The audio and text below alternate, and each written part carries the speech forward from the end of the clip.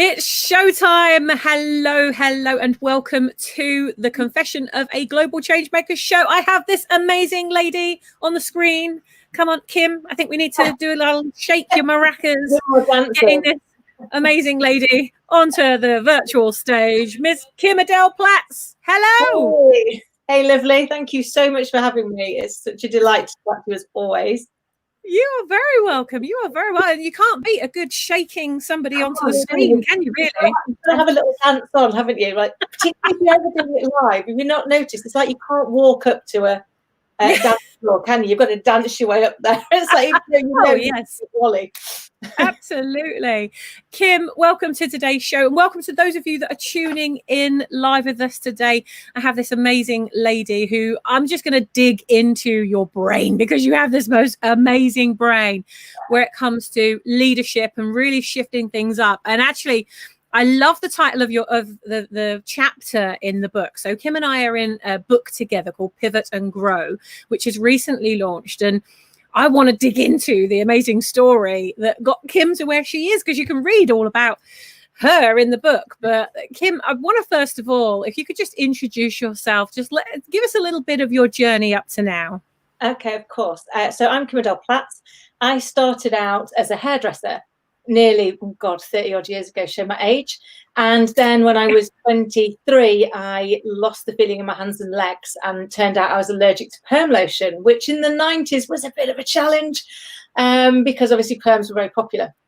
And I wasn't even allowed to be there when anybody else permed. So I sold my business, because I ran my own business, to a lady who still runs it today, actually. She used to work for me. And I got a 15-hour-a-week temporary contract as a cashier while I worked out, what the hell do I do now? My career's come to a crashing halt. And I spent the next 30 years moving around financial services and IT. I worked my way up to board, all the time with this massive imposter syndrome. I got my first board role, and I was convinced that everyone was going to turn around and go, oh my God, you've put the hairdresser on the board. Awkward, get her off. And clearly it never happened. But dealing with that inner imposter. And I had, over the years, life throws us what life throws us. So I had 3 potentially dangerous illnesses, 3 divorces, a miscarriage, and a glittering career. So you can load it on. Hey, I'm just waiting. Just, I can take more. Absolutely, just the odd plot twist here and there to thrown in for good measure. And I had my little girl late in life. So I had her at 43, and suddenly realised I couldn't do the big jobs the way I wanted to, and be a good mum. And I wanted to be a good mum, so I didn't immediately quit. It wasn't until I ended up in acute care with double lung pneumonia that I was like, you need to do something different, Kim. This is not working for you. And so I went in on the Sunday. On the Wednesday, they discharged me. And I was like, right, you need to do something different. So I went back to work. I quit my job, and I decided to set up and be a leadership coach and coach other people to lead with humanity, kindness, and courage. And take the knowledge that I'd got from the last 30 years to empower people to just connect with their people, just talk to them. Because I realized that the thing that I'd been most afraid of, my biggest vulnerability, was that people would know I used to be a hairdresser and they would think I wasn't capable. And then I realized it was my greatest strength, because as a hairdresser, you are taught to listen, to really understand what the person wants, and then to deliver it for them. And that's leadership. That's all leaders want to do. Our most basic, every human being wants to be listened to, they want to be understood, and they want to be respected. And if we can give that to them, I promise you, the work they'll do for you is exponential. That is so true. And I mean, there are lots of famous kind of lines that we say, like, what gets rewarded gets repeated. That's something that really was something that was big back in my day when I was kind of coming up through the corporate ladder, and that was a really big deal. It was a really big deal for people to start rewarding, because there was this and I don't know if you experience this, or even whether you get called into organizations today that are still like this, fairly archaic, where there's this kind of leading from the top down, and this kind of oppression of the team and not wanting to give any information away because then people would become better than you. And that's certainly what I was surrounded with at the very beginning. I couldn't stand it. But I mean, it must be very lonely at the top. And you talk about in your chapter, actually, in Pivot and Grow. So Kim's chapter starts on page 156 for those of you that go and get the book, go and download the book or buy the paperback. I'm waiting for my paperback at the moment. But your chapter is called "It Might Be Lonely at the Top. It Certainly Isn't Quiet." What made you choose that particular title? So I guess I kind of, it's one of those known things, isn't it? We know it's lonely at the top. We've been told that. But the bit that we don't talk about is it isn't quiet. You've got emerging technology. You've got advancing digitalization. You've got the need to engage and empower your people. You've got the concerns about mental well-being of yourself and your people. And now you've got a global pandemic. I mean, it's how do you cut through the noise? How do you work out what's important? And what happens, unfortunately, is when you're under all of that pressure, you look inwardly towards what you need. And in doing so, you disconnect from your people and the gap becomes bigger. And therefore, the challenges that you're facing are greater. But the issue you've got is, where do you go for your support? Because I can't talk to the board because they may lose credibility with me. I can't talk to my direct reports because they're looking to me for the answer. I might be able to share it at home, but whilst I might get some sympathy, I'm probably not going to get any advice or action. And you can't pour from an empty cup. So unless you surround yourself with the right support mechanism for you as a senior leader, you are not going to be able to deliver what your people need you to deliver. And there was research recently, and I guess this had come out just before I wrote my chapter to the book, and it did drive what I was writing about. So LinkedIn did a survey of C-suite leaders in Europe and the UK. And they found that 69% of them were finding leading right now the toughest of their life, and that 52% of them were doubting their ability to lead effectively. And a worrying 41% were feeling personally that they were either stressed, anxious, or facing mental well-being challenges of their own. And you think, if that's happening at the very, very top, that's just going to permeate through an organization, because if they're not getting that support, they can't possibly deliver that support for their people, not without something breaking somewhere. And I should imagine that with so many companies dealing with technology challenges for the first time, they're having to deal with not only their employees being at home, but also the technology challenges of the employees being at home, being able to communicate. What's the biggest thing that you are seeing? Because those are statistics that are kind of out there, and we can look at statistics and they still don't really feel real to us. What's happening really on the ground, Kim? What is actually happening? What I'm finding is that people are just feeling overwhelmed. They know that they're busy. They know they've got a lot on. They know they need to make decisions. They need to make choices, but they're struggling to work out which is the right one, because it's just too noisy. So how do you cut through that? And when we spend too long in our heads, we start to create stories, and the stories are always much more fascinating than the facts. And that can become even worse for us, can't it? So what I'm finding with a lot of my clients is they just need to have somebody where they can say it out loud. We'll all have had those moments, won't we, where you've been convincing yourself that this is true, and the minute you say it out loud to another human being, you go, that's ludicrous. I know that's ludicrous. And therefore the answer is, but actually, something else that I often share with my with clients, and forgive me, I'll just borrow this book here, but you kind of hold it up and say, if I were to say that there is nothing written on this cover, would you say I'm right or I'm wrong? Is there anything written on the cover, Sammy? Yes, there is. To me, there is. Yeah, if I said to you, I'm looking at this book and there is nothing on the cover, the more I say there's nothing on it, the wronger you think I am. Would that be fair?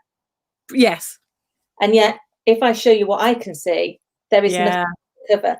So actually, it's getting people to realise that just because you're right doesn't make me wrong, because there's always more than one perspective.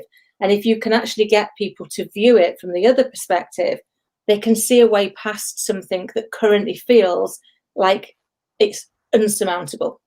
So huge piece, and I guess I spend a lot of my time doing this with people, which is helping them see that there is an alternate perspective. That doesn't mean that the one that they'd got was wrong.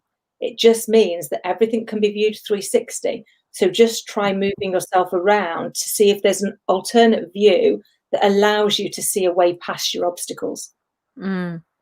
I'm experiencing quite a lot, not personally, fortunately, but I know that many of my Brand Builders Club members, as I've been talking to them and supporting those through this last year, it's a big challenge enough when you're at work, but when you don't have that support at home, there are several people that I've spoken to in the last couple of days even who are having trouble because they're finally stepping into their power of what is their truth, and they're starting to really get their message together, and they're starting to step into this brand that is really them. It's like they're getting rid of all these layers that other people have put on them over the years, and they're finally saying, this is the ripple that I'm here to make. And it's beautiful to watch. And then they go home and, it might not be necessarily their spouse, but other people in their family, they're then experiencing that even those people at home are saying to them, well, who do you think you are? How dare you share this message? That's not who you are. And and so they've got this external pressure from the world that is constantly trying to keep them where they are, and yet they are starting to emerge. Do you experience that when you are working with your clients as well? I work with a lot of people who have done the work on their brand, and they've got it, and then it's them and they're bringing it to life. But what they need is some help in there. How do I lead from that viewpoint? How do I actually translate that into how I show up in the world? Because you've got to manage the transition. People are expecting you to be a certain way. You've now changed, but they've not seen the steps. So actually they're going, well, this isn't what I expect. This isn't what I want. So it's how do you bring that brand to life, and how do you get comfortable with it, and how do you help people to take that journey with you? Because there will be some resistance, because it's change and people don't like change. If you've changed, I might have to change, and I'm not sure I really want to change. So maybe if I could just dip into the fact that in there's got to be a little bit of doubt, because it's always doubtful, isn't it, when we step out of our comfort zone and do something different. So if I can chip into your doubt, then you might stay here with me and not make me change. And that's a kind of good thing. And also, we need to reconcile ourselves with our past. I mean, I remember years ago desperately trying to be this corporate, well pulled together, well polished person that I'd been told I needed to be an effective leader.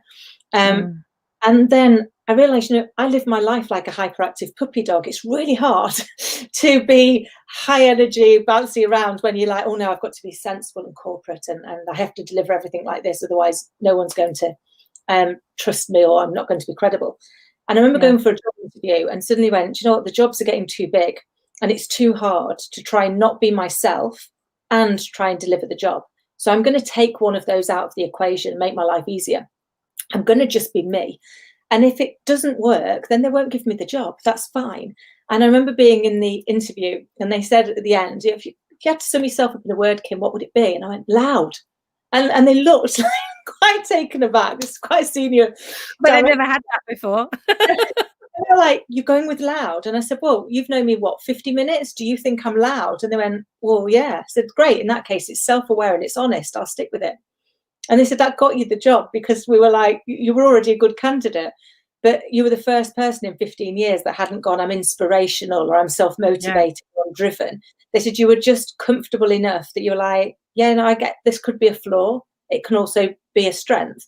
But at least if you understand what it is, it's less of a weakness anyway, because you acknowledge it. Therefore, you are aware of it, and you know that sometimes you need to turn the volume down on that if it's going to get in your way. It's really interesting, isn't it, how we show up and how we adapt for others. We can become like a chameleon and just constantly adapt to everyone else. That's a lot of energy, isn't it, that's used in that way. And I mean, I remember going through that. Oh, go ahead. Sorry. I think we had a bit of a delay there. So we've got a slight delay. So how are you guys that are watching or listening in, how are you resonating with this? Have you ever been in a position where you felt like somebody was expecting you to be something that you're not, or maybe you have played that role and got to a point, just as Kim did, and said, this doesn't fit me anymore, I'm not wearing this anymore? I'd love to know from those of you, if you could pop it in the comments as we're going through this. Kim, I want to come back to the chapter in Pivot and Grow, because you say, as we have seen the world over, we are in the midst of a global leadership crisis, which is providing us with opportunities to learn and develop. As leaders, we understand our responsibility to provide the right care, support, and guidance for our people. What we are learning is to do this. We also need to get the proper support and guidance for ourselves. What happens if somebody is kind of thrown into that leadership role? I know when I was made redundant and lost my job back in 2002, I had no idea what I was doing. Sometimes I still don't. And I think, God, I've been nearly in business for 20 years. And people are thrown into these leadership roles, whether it's in a job or in their own business, or even the leader of their family. As you said, Kim, you became a mum quite late in life. That's still leadership, isn't it? We're expected to just kind of juggle all these leadership balls. What would you say for those people that are really navigating this alone and feeling lonely and not quite sure, well, what do they do? Where do they go? Is a coach or a mentor the right way for them to go? What would you say? So I think, there's numerous ways of doing it, and you'll find the way that works for you. But what I would suggest is investigate them all, because then you'll find the one that fits. I'm a coach, so I could say, yeah, coaching is going to work for everybody. It can, but only if you want it to. And there's other ways that you can do it. So you can get it through self-help books. You can do online training courses. You can go to, so mastermind groups are a great way of doing it, because then you meet other people in similar situations. So you get the peer-to-peer learning as well as the facilitation of somebody teaching you that. So I do some of those. I also attend some of those. But I think for me, the key part is make sure you've got your support network, whatever that is. Make sure that it's there. Check in with yourself of, I got everything I need. It's a little bit like the old adage that you put your oxygen mask on first. And it always sounds a little counterintuitive, particularly as a mum to eat. Like, you think I'm putting mine on? It's like I'm putting hers on. But the reality is that I need mine on to make sure I'm going to survive, to put hers on and to keep her safe. And that's probably a good analogy for leadership, which is, it might feel selfish. It might feel selfish to say, I want to go and invest in some time for me. But actually, if you don't do that, you are going to be less effective for your people.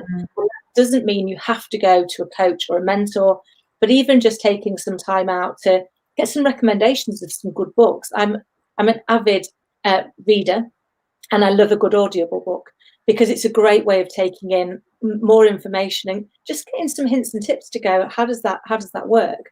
I think I'm very fortunate that I've got an amazing network and supportive people in business and in leadership. So sometimes when you just get a little bit stuck because you can't see, I could go, well, I've been leading 35 years. I've led through most things, upsizing, downsizing, growth, transitions. But there's still those moments where, like, in this moment with this group of people, I'm a bit like, I could just do with chatting to somebody, because the sooner it comes out of your head and gets into a debate, the sooner you can start to see it from more than one angle. And that's when you start to see the opportunities. And I think it's one of the bravest things is to ask for help. And we worry that if we ask for help, that people are going to go, oh, well, they're not very good at what they do. Actually, it doesn't. It just means to invite in the opportunity for somebody to provide support. And you can learn. I learn every day. I learn from my clients. I learn from the people around me. I even learn from my little girl. There's always something, if you're open to it, to say, actually, this is what we want to. I want to push myself to see an alternate viewpoint, understand, what am I missing? What am I not seeing? And I think for me, one of the biggest breakthroughs was when I learned to share my vulnerability without losing my credibility. And it's now become... Oh, that's a good one. Hang on, just let's just bathe in that for a moment. Okay. You say that again for us. So when I learned to share my vulnerability without losing my credibility. I think that is a massive point. You know, I've had some people that when they've joined Brand Builders Club, they've said, well, you know, what if other people see me in here? Then they'll wonder what I'm doing with my own business. Can't I run my own business? And I think, as you just said, you know, that there's this strength and this courage in actually asking for help, or I think it's actually healthy to be part of something else at the same time as you doing what you're doing. Because, I mean, who's topping you up? And when you're a leader in the kind of positions that we're in, you can't really do that without really caring about people. And if you really care about people, like how many of you watching or listening now really care about people, and you're in what you do, you're doing what you do because you want to make a difference, you want to be part of that ripple effect, and yet you give all of yourself and end up kind of sleeping through the weekends because you're so exhausted from the week that you can't even keep your eyes open when it gets to like, this is my downtime, bang, you know, and then you're back into work again. Constant service is tiring. It's really exhausting. Have you ever found yourself in that position, Kim? Yeah, I've done it so many times, and it's never a good place. I've spent years thinking that I couldn't spend any time on me, and actually if I did, and I went to, you know, I'm a course junkie, so I've been on loads of courses. I love reading things and learning more. But actually all of that was in my time. And then the minute anybody needed you, you were like, oh yeah, well, I need to be there too. And then you suddenly realize that, hold on, you're not at your best. You're not really supporting them in the way that you could support them if you weren't so tired and you weren't spread so thin. So I think some of it is, and we do worry. You know, I was chatting to somebody just yesterday and they went, oh, I think I need to give you a bit of advice. You know too many coaches. And you know too many people that are in leadership. I said, I completely disagree. They said, why? And I said, well, it's a Bob Proctor quote, which is that amateurs compete, professionals co-create. And actually, I want to keep learning. I want to be the best that I can be for my clients. And I have a coach.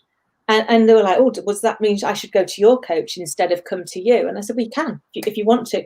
But I don't have a coach necessarily because they're better than I am, but because we all have blind spots. And they're blind for a reason. We can't see them. So when I coach other leaders, I don't think I'm a better leader than them. It's just that I can stand behind them and say, you know, when you run ever so slightly to the left. And if you do, you could shave 3 seconds off your personal best. Who doesn't want to be the best that they can be? So once you get out of that piece that's saying, if I'm seen to be seeking help, that's going to make people think I'm not credible. It's not. What you're saying is, it's important to me to always show up as my best. Therefore, I'm going to find other experts, even in the same industry as me, who can help shine a light on my blind spots in the same way I can shine a light on theirs, because collectively we grow.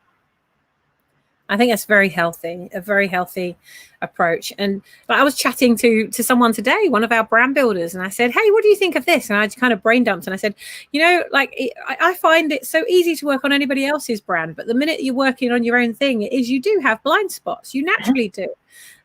Woon, thank you for commenting. He says, hi, Sammy, Woon here. Great interview. I think a lot of the corporate environment don't emphasize self-awareness, causing lots of stress to employees. I think they're getting better, though, aren't they? Are you seeing a curve of people investing more in health and well-being in the corporate workplace, or do you think they're just doing it for the shine of the branding?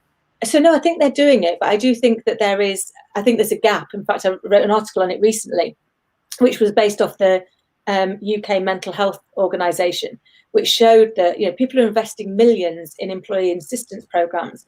But the reality is they're currently seen as an ambulance, not a cure.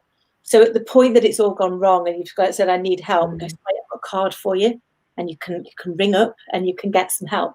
But the people that need help often don't know how to ask for it. So that's not very helpful for them. And if you think about it, if you're the CEO of those companies, or if you're on you know, one of the directors, and you're feeling that you need some help, how likely are you to phone up the self-help number. You're not. So if you're not experiencing it, you're not going to be able to help other people to do it. And the research showed that investing in a better way to help people see the early warning signs, and to, instead of putting those things in which are at the point it's gone wrong, investing in giving them the right tools and the right support to not get there, is worth £8 billion in the UK alone. A phenomenal amount. And I think that, you know, people are starting to see that. Certainly a lot of the HR directors and that I talk to, they're recognizing that there is a gap. They've put all of them in for the right reasons. They're desperately trying to ensure that the mental well-being of all of their people is paramount, and it's addressed. But they're trying to find out, what else can we do to get there? Because actually we're mopping it up when it's too late. And actually what we need to do is get to people before the cup's overflown and go, how do we give you some space? How do we let you recover from that with, you know, and not feel like you failed? Because I think there was, you know, we love a label as a human being, and often the labels don't serve us. You know, I often talk about right now, you could say I'm stuck at home, or you could say I'm safe at home. One word difference, but the impact it will have on your psychology, on how you show up in the world, on how you feel, is massive. And so one of the things I do with my clients and with people when I'm doing podcasts is, ask yourself, what label am I using, and how well is it serving me? And if it isn't serving you well, change the label. Yeah, that's massive. And yeah, I mean, that's all part of the mindset that's needed, especially to navigate such a time as this. And you say on page 158 of Pivot and Grow, for those of you that are just joining in now, I'm just reading from Adele's chapter. You say emotional intelligence is going to be a critical skill as we have new generations of millennials who are looking for influential leaders who inspire them to work rather than command them to. That's really, really impactful, isn't it? Inspire them to work rather than command them to do so. So what benefits are there for you or your organization to lead with more humanity? So I'll just read some of these out because I think these resonate, whether you're in a corporate role at home, whether you are leading your own business. I think these are really, really powerful, guys and girls. And I really encourage you to go and buy the Pivot and Grow book. Just go to Amazon, type in Pivot and Grow, and you'll find us on there. There's some brilliant information in here about leadership and how do you, I think lots of people are kind of fed up with the word pivot, but it explains it perfectly. That's literally what people are having to do this year. So let's have a look at this. So number one, you say you will become more connected to your people and foster an inclusive culture which propels your business forward. I mean, that's a big sense of community, isn't there? And there are lots of people, maybe you watching this at home right now or wherever you are tuning in from, you know, how many of you are building a community or a tribe or a movement or a part of your business where you really are building your list? Like, how many of you are doing that? If you put that in the comments there. Kim, what do you think is going to happen if people stay as they are and they don't focus on becoming more connected to their people and creating this culture of a collaborative environment instead of the environments that are there at the moment? I think they're going to lose relevance really quickly. I mean, again, and forgive me, I sound like stat girl, but I do a lot of research because it fascinates me. But there was some research recently by McKinsey that shows that 81% of millennials are currently that were surveyed, are currently looking to leave their existing employer because they don't believe they're getting the leadership development that they deserve. And if you think that one of the number one challenges, I know it's a scary statistic, one of the number one challenges facing boards the globe over is how do you attract and retain top talent? And now more than ever, you attract and retain top talent by your leadership. Another, for me, this one always hits home. 57% of people would say that they leave their boss, not the organization. So if you think about that, every time talent walks out the door, more than 1 in 2 are leaving you as the leader. And if that isn't a sobering fact, I don't know what is. So they're the bits we've got to work on, because every time talent leaves, your credibility as a leader is dented, because everybody else sees that they're talent, and everybody knows that people leave bosses, not organizations. And so you've got to do the work, because if not, you are not going to be relevant. And that's people's biggest fear, that they will lose relevance and they will lose their job. Well, and likewise, as a business owner, Mm-hmm. if you're not relevant, somebody else is going to come along and take that business, or your team. Absolutely. Or your clients. They are, because we're all looking for that experience. So, whether you're a business owner, whether you're a leader, doesn't really matter. As soon as you're doing anything in life, even just running your family, you're leading something. And if you aren't invested in making sure that all of those people that you deal with feel invested in, then actually somebody else who comes along and invests in them will take them away from you. And so that's what we've got to think about. And the only way we can invest in others is if we also invest in ourselves, because if not, we will run out of steam and we'll not be able to keep investing. And then even though we might have done the best things in the world, we'll still lose them.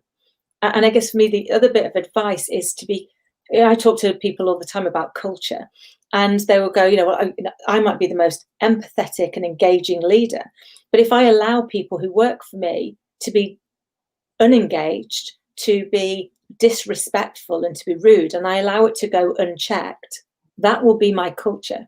Because people will look at it and go, well, she's really nice and she's kind and inclusive, but she lets these people treat us horrendously. So actually, you've got to can't only be what you walk, but it's what you allow other people to walk. And you've got to hold the mirror up to yourself and to others and say, this is our value set. This is what we want to stand for. And actually, everybody in the organization is equal. I remember years ago, I was COO, going to sit and chat to this guy who was on the phone. And he was like, oh my God, I can't talk to you. And I was like, why? He said, well, you're like dead important. I said, it's so ridiculous. I said, I've just got a job to do. And if I get my job wrong, we've got a problem. And if you get your job wrong, we've got a problem. And, if you cut me, I bleed. I'm pretty certain if I cut you, you bleed. Please don't tell HR I threatened to cut you. And he just laughed and he was like, you're actually really normal. I was like, yeah, I'm just a person who's just got a different job. I said, my job is no more or no less important than yours, because we're all part of a jigsaw. And actually, you said it earlier, Sammy, that it used to be very much knowledge is power. So if I've got all the knowledge, a little 5-year-old holding on to the puzzle piece because they want to be the one that finishes the picture. And that's so old-fashioned now, because the only way the picture gets completed is if we all play our part. And therefore, knowledge is only powerful if you share it. And I think that's the journey that we're going on now, and people have got to get comfortable with that. Yeah, completely agree. Guys and girls, how do you feel about that? I'd love to hear your views on this.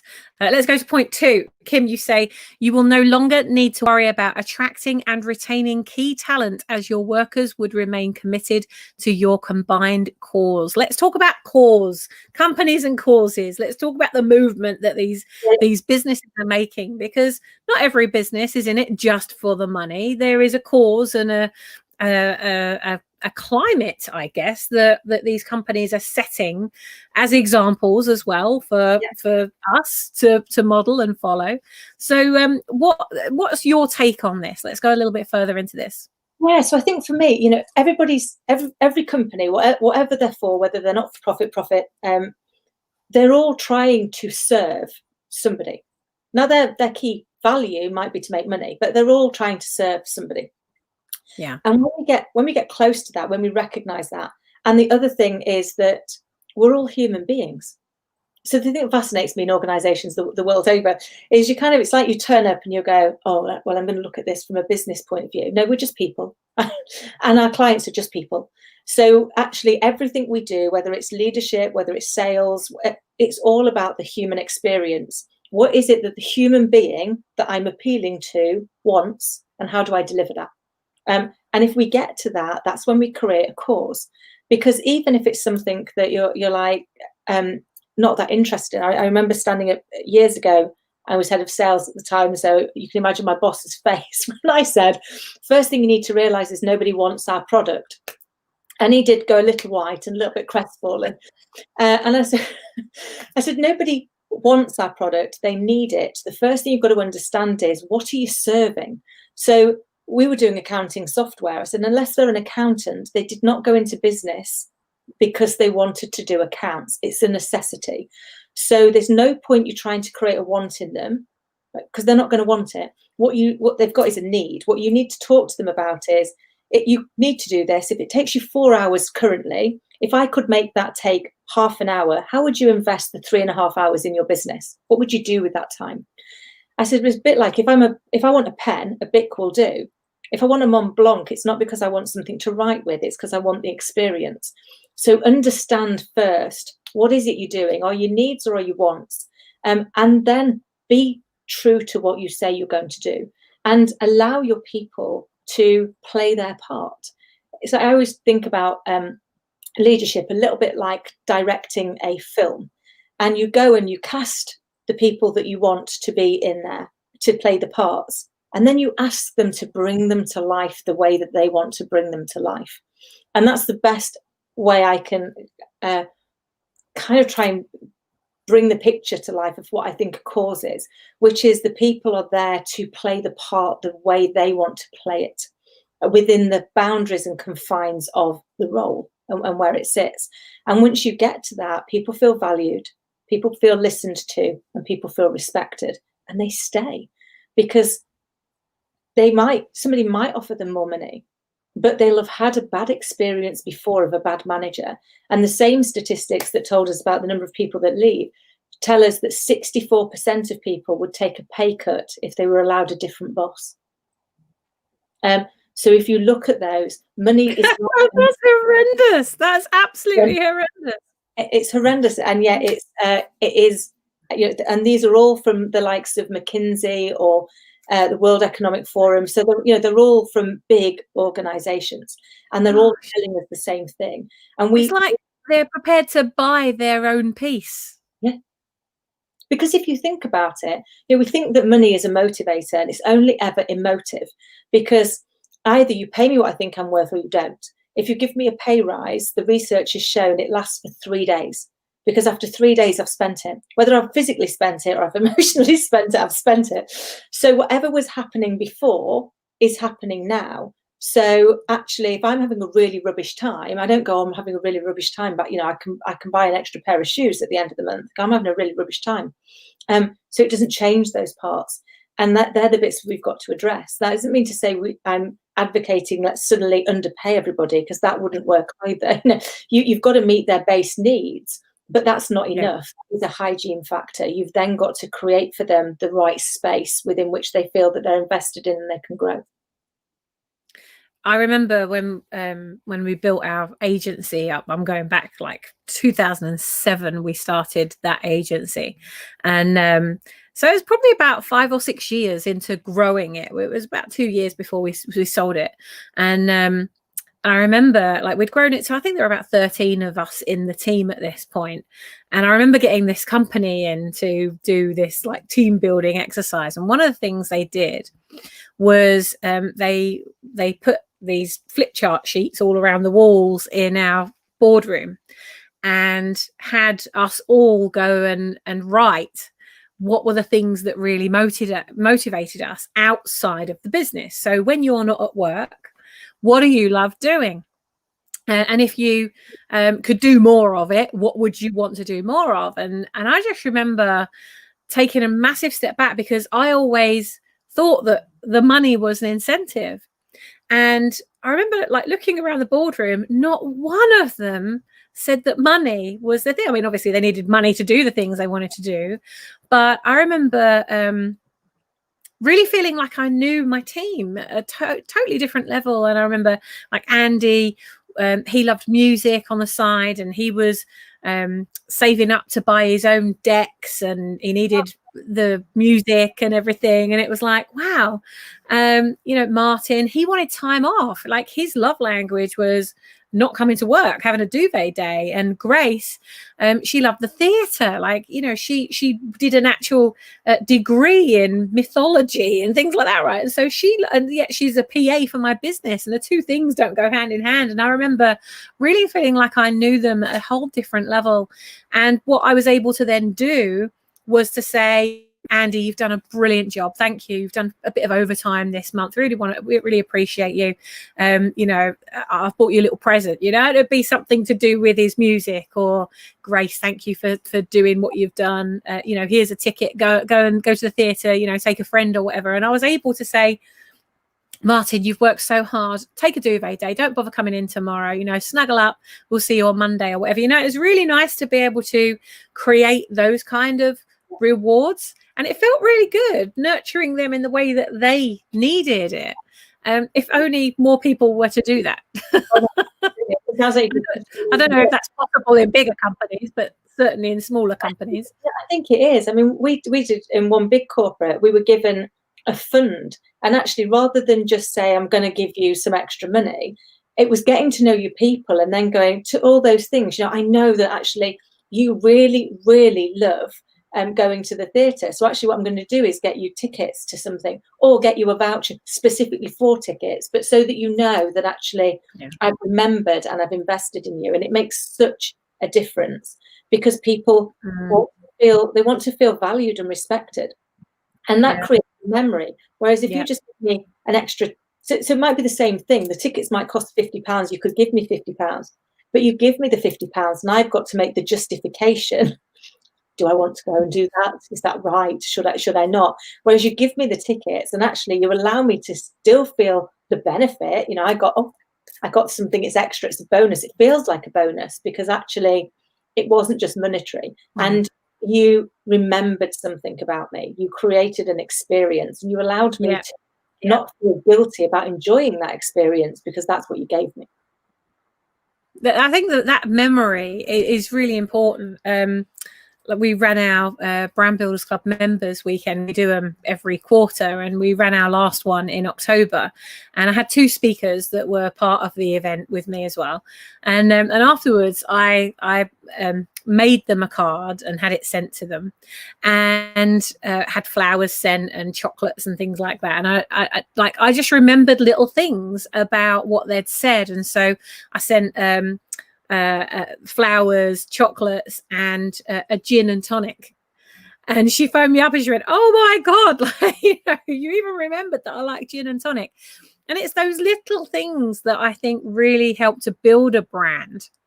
And it's you know, if you can take care of the little things, then a lot of the bigger things take care of themselves. Do you believe that as well, Kim? Oh, absolutely. Because when you take care of the little things, the people want to help take care of the big things. And this is where, you can have such a big impact. If you look after your people, people will look after your business. And what we do instead is we try and micromanage the outputs.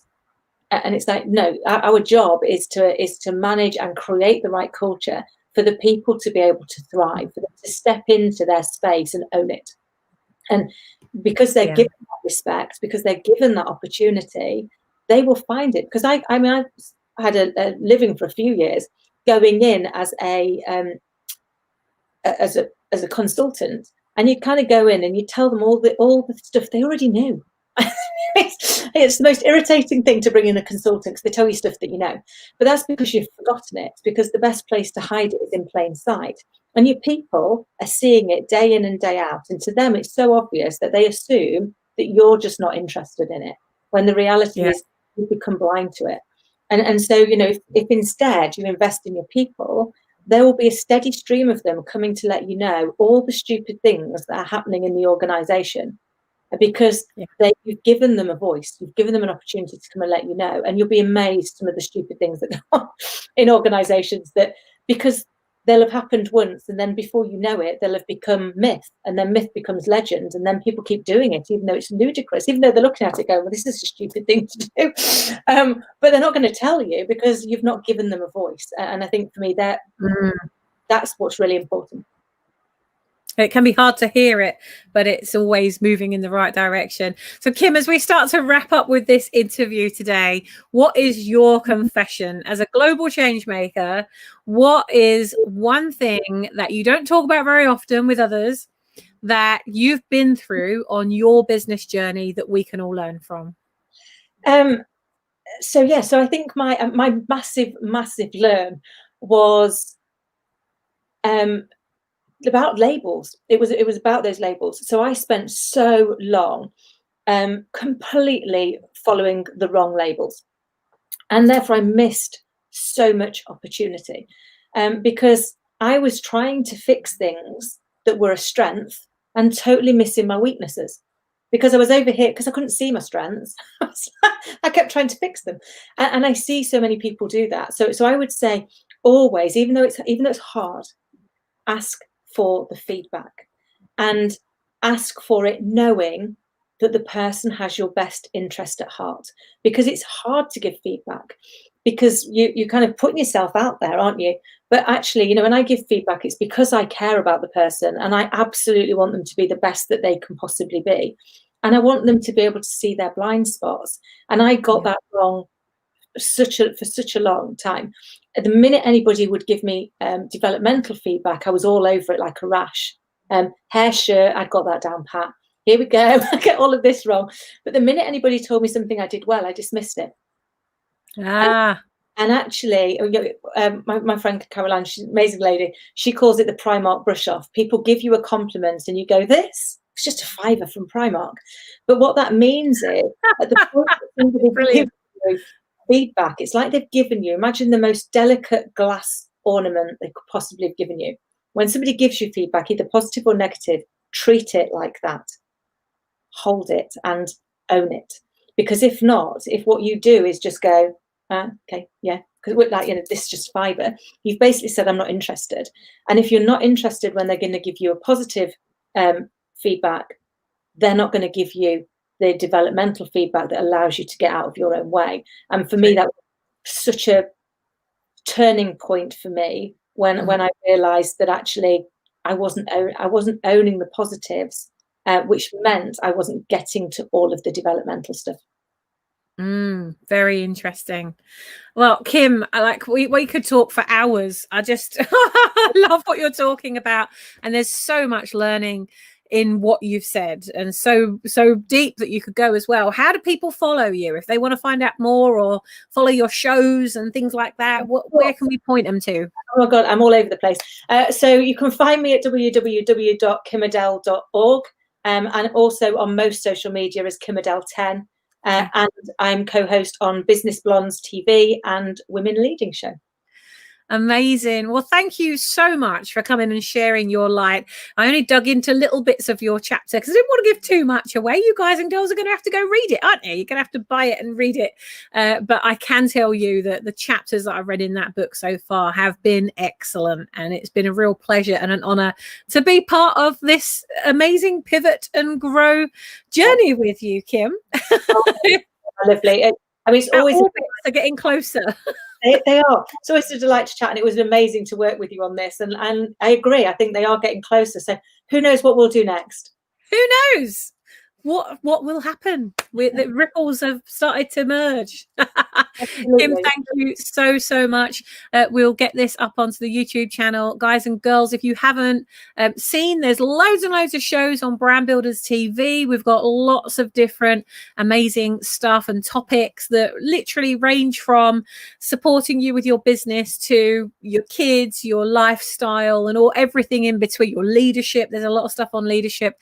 So go and check out Brand Builders TV on YouTube, and something else you guys and girls might be interested in as well. We've got Ripple Fest starting next Monday. So Monday, what will that be? The 7th of December. So the 7th to the 11th of December, we will be going live with our next Ripple Fest program. So it's called Ripple Fest Quest. So if you're on a quest to get your ripples out into the world, creating change, making a difference, being that change maker, stepping out, releasing and allowing your leadership to come out and bubble up and just have some fun while we do it. There's meditations, there's a journal, there's all kinds of stuff that's part of this program that will be running next week, 7 in the morning and 7 in the evening, so you can get shit done during the day and work on yourself and your movement and the ripples that you're making in the morning and the evening. So go to this URL, go and check it out. It's blessingsbeyondbusiness.com, because that's what we're doing. We are creating ripples and blessings way beyond our business. This is about purpose over profit and creating lots of profit because we're focusing on our purpose. So I look forward to seeing those of you that come and join us for that. Kim, thanks once again. And I look forward to seeing how our ripples start to develop. Me too, darling. And thanks for having me. It's been a delight. You're welcome. Take care. See you soon. Bye. Bye.